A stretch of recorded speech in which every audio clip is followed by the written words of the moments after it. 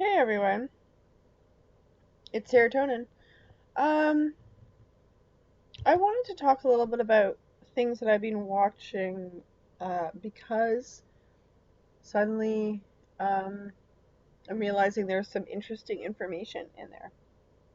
And so I wanted to share it with you. There's so much happening in the news right now that, and not just in the news, obviously, like all over the planet or plane, or I'm not going to get into, vocabulary wars with flat earthers right now. I believe in the petri dish, so I don't know.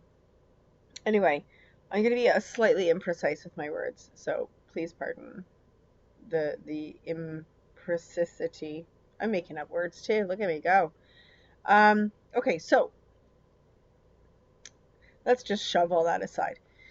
So I watched uh, Lost like a maniac quite a number of years ago. I was so into it that I actually stopped watching the show and just went to the website Lostpedia for pretty much the last few episodes. I think I was much more interested in the content of the sort of the mythology around Lost than the show its actual self. I started getting to the point where I was just like, shut up, stop talking, give us some more Easter eggs, give us some more clues. I mean, honestly, the whole Sawyer, Kate, Jack thing. Ugh. Anyway, if you never watched Lost, it's part of the bitterness of the pill that you swallow when you watch the show. It's a cool show. It's actually a pretty cool show. I was really, really into it. Like I just said, like a maniac. Um, there was one episode called Across the Sea. It was in the last season. I think it was like the second last or third last episode. And the people that were really into Lost really hated the last few episodes, like a lot, because they wanted, they were purists and they wanted it to be like this or that or blah, blah, blah. I found the whole thing fascinating because seriously, by that point, I didn't even care about the story. I didn't care about the characters. I didn't care about the. I wanted to know what they were trying to feed us. The information that was coming out of that show was mind blowing, and it still is. And for those of you that really got into it, you have to admit when you start connecting things back, it sort of is. It's the story of us. And I don't mean us since the last reset or whatever. I mean the entire story of us. If we are in a va, if we are in a construct, if we are in a petri dish, I believe this is the story of us. Okay? So, I have a lot of new subscribers and I keep forgetting that I have to kind of. So, the Yellow Rose for Texas video that I put up the other day, I really align with what she says in a big, huge way. And so, not everybody does.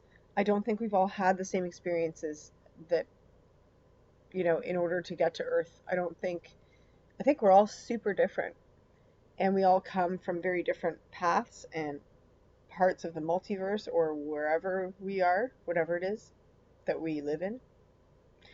Um, I'm still trying to work it all out, but I definitely have some pretty whacked out ideas. And if you want to try and understand what I'm talking about when I talk about a lot of stuff, seriously, go back to like the Yellow Rose for Texas channel and have a look at a bunch of her videos. And if it's all too much for you, I'm not entirely sure you're gonna like my channel. Every time I put out a video, it might be just like some of the information I put out that you find interesting, and a lot of the time you might just be like, I don't understand Sarah. But I'm okay with that because I'm used to that. And in fact, it kind of blows my mind that there's like 1,600 people that actually are somewhat interested in what I have to say. That kind of blows my mind. And as part of the reason I haven't done a lot of videos is because it's a lot of people. You guys are a lot of people right now. Anyway, Across the Sea. Super interesting episode. Let's get into a couple of pictures here. I'm not gonna tell you what happens because I think you should watch Lost if you feel like it. I mean, don't, because it's a waste of time at the same time. Or you can do what I do, which is basically read the summary of movies that I want to watch and really could not be arsed to watch. Um, But it's the story of the two. So this guy Jacob, he becomes a huge character on the show, and it's the story of him and his brother, which I actually think is the story of Enki and Enlil. And you don't know about this until the very end. And what I found really interesting too, when I went back to it all, is Lost was written by Carlton Cuse. Cuse. It's kind of interesting. Um, and yeah, there's a lot of stuff going on with Lost. But I found this particular episode extremely telling for those of you that have heard of these people, the Anunnaki, all of that stuff. Super interesting. So, and the other interesting thing, of course, about Lost is that there's a massive connection to Egyptology and Egyptian mythology in this particular show as it comes through. Anyway, I'm going to shut up. If you want to watch Lost, I'm going to shut up because there's a lot. I'm going to give away too much if I keep talking about it. The other thing I wanted to talk about was, oh, we're getting right into the Gartham here, was the Dark Crystal. So I'm just going to delete this and we'll start from the beginning. So the Dark Crystal is a really well-known movie from the 80s by Jim Henson. And if all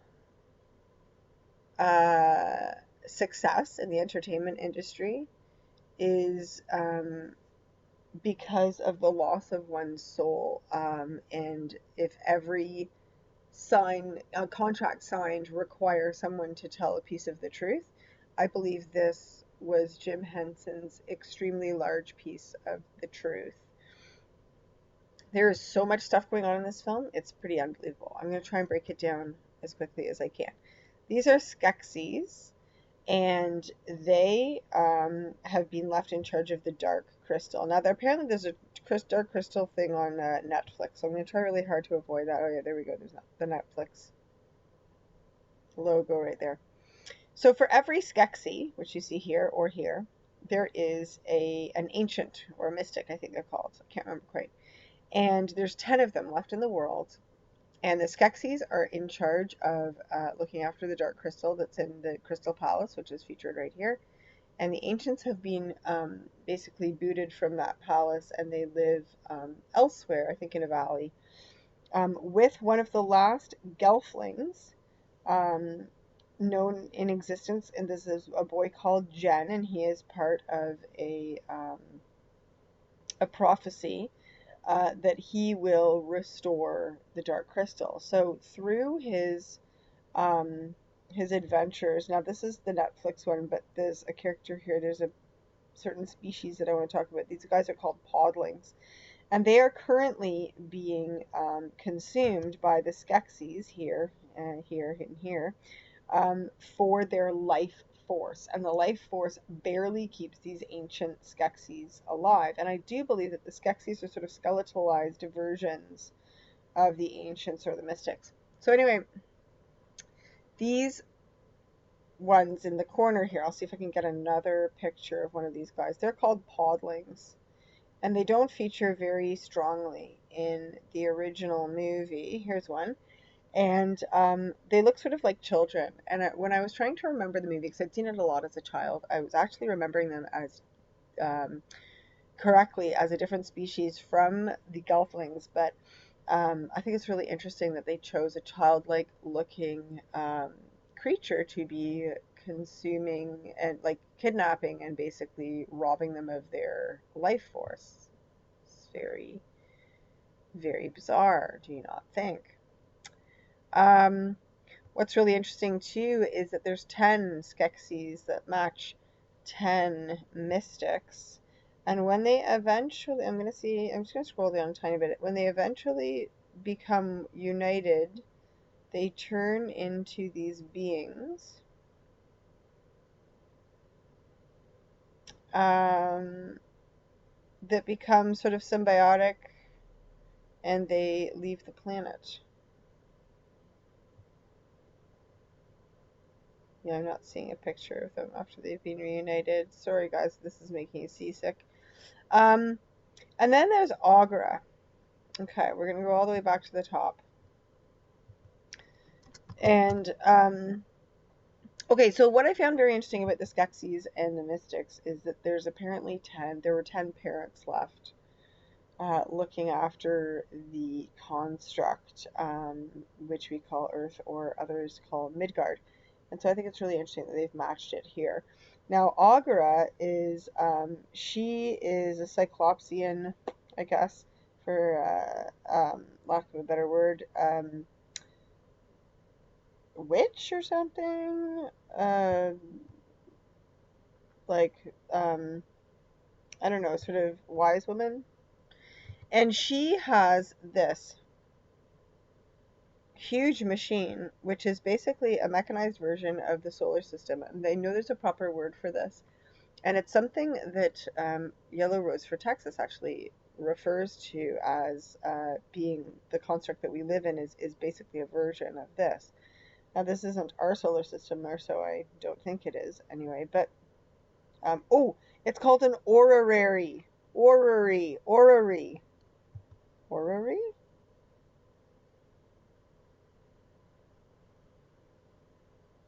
Aughra's orrery.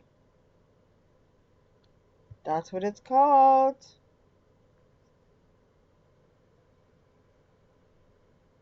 Craziness. Amazing. So yeah, it's Aughra's orrery. And apparently we live inside an orrery. So when I heard about that on the Yellow Rose for Texas, that's kind of what got me wanting to watch the movie again. Anyway, it's a pretty decent film. There's a lot of other interesting things in here. And one of the ones that I want to get into super quick before I forget is the Garthim. So the Garthim are these massive bug creatures. You may have noticed that at the beginning when I went onto this page.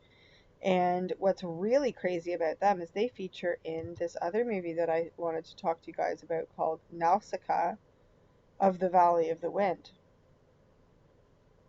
Now, Nausicaä is a Hayao Miyazaki film. He's someone he's produced through Studio Ghibli, Ghibli. And it's something that you guys would have probably come across if you are into animation and stuff. For those of you that haven't, you should definitely check out his stuff. I know that Disney bought the rights to have a bunch of stuff sort of, what's the word I want to say, have it like like all the voices redone and then produced or like, uh, mm, produced out here. My brain isn't working today, so I've had a really long day. Anyway, brain is not working with me, so we're just going to keep going. We're going to plunder through anyway. So just like in Dark Crystal, they have these massive bugs, and they're called something completely different in here.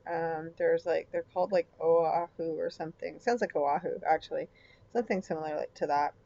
And this is supposed to be I don't know if I think it's a dystopian type of movie. And this is the main character. She's a princess, and she is sort of the inheritor, so to speak, of this region of the planet. And she has decided to spend the rest of her life fighting these giant bugs who are basically turning the planet into a toxic jungle. And so she's kind of trying to protect her region because she's a princess, so she's been sort of given an area to look after. And she's a sort of a warrior princess. Like she's out there fighting. She's not sitting on her throne doing twiddling her thumbs or whatever. And she's got a cute kitty. And I will say it's very, very dry. Well, it's not really a kitty. I don't know what that is. It's a pretty dry movie in terms of pacing. I am ridiculously bad for falling asleep in movies. Like, super bad. I've fallen asleep multiple times through this movie. I think it's a long one, but it's gorgeous. And um, Miyazaki has a real love of flying machines and flying ships and dirigibles and blimps and zeppelins and all that kind of stuff. And so if you love that stuff the way I do, what's that? Then I would definitely check out this stuff.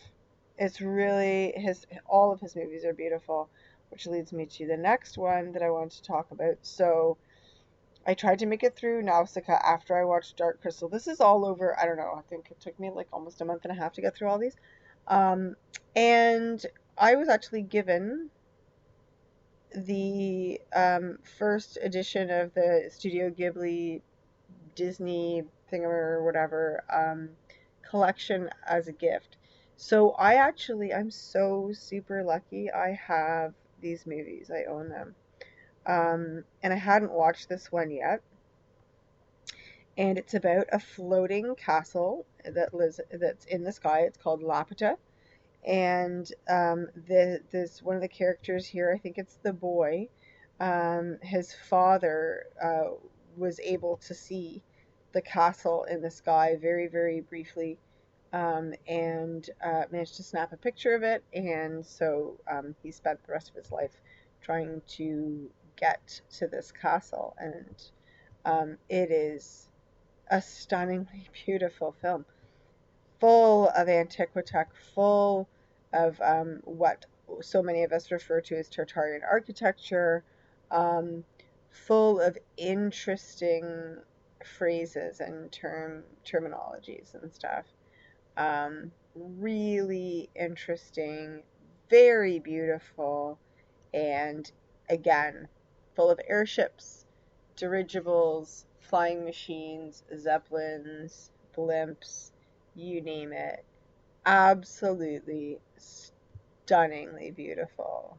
This is one of my favorites, for sure. Not to be confused with Howl's Moving Castle, which is by the same director and probably the same like animation studio. So very nice, very beautiful. Totally check it out. There's a drawing. I found that when I was trying to prepare for this video. I thought it was pretty cool. The very last thing I wanted to talk about actually was Groundhog Day. And I watched this recently, partially because it was Groundhog Day recently, but mostly because of this fantastic video from Logos Made Flesh. And it's the hidden meaning of Groundhog Day. And he did this really gorgeous, about 5 minutes, less than 5 minutes, 4:46, little quick synopsis of what makes Groundhog Day special and important, and actually a very important movie. And I was so taken by this man's video that I actually watched the movie. And you know what? I thought his video was much better. It affected me more. It made me wake up and pay attention more. Now, if I'd never seen Groundhog Day, I don't know. I doubt that this particular video that this man had made would have the same effect on me. But I'll tell you, if you watch the movie, if you do want to go and sit through the movie, absolutely watch this as well, or first and then again after, because the remarks and the things that this man notices is just incredible, and it's very poignant and very beautiful, and there's a lot of ethos in there. So highly recommend you check out this video. And if you want to watch Groundhog Day again, then do so. But if you've never watched Groundhog Day, I don't know, you should probably watch it too.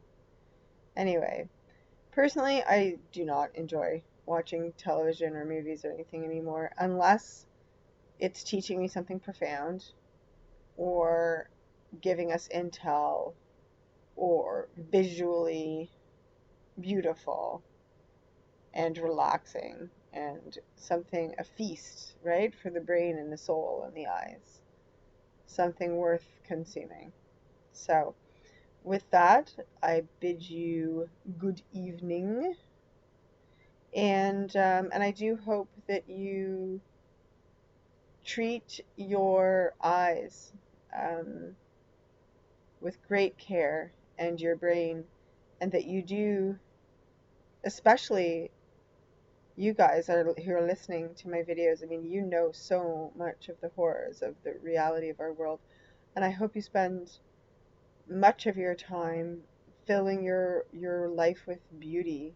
And by beauty, I don't mean, you know, shallow beauty, but actual beauty, like soulful beauty. Um, and I'll leave it at that because I think you know exactly what I mean. So, have a wonderful evening, and I'll talk to you real soon. Bye for now.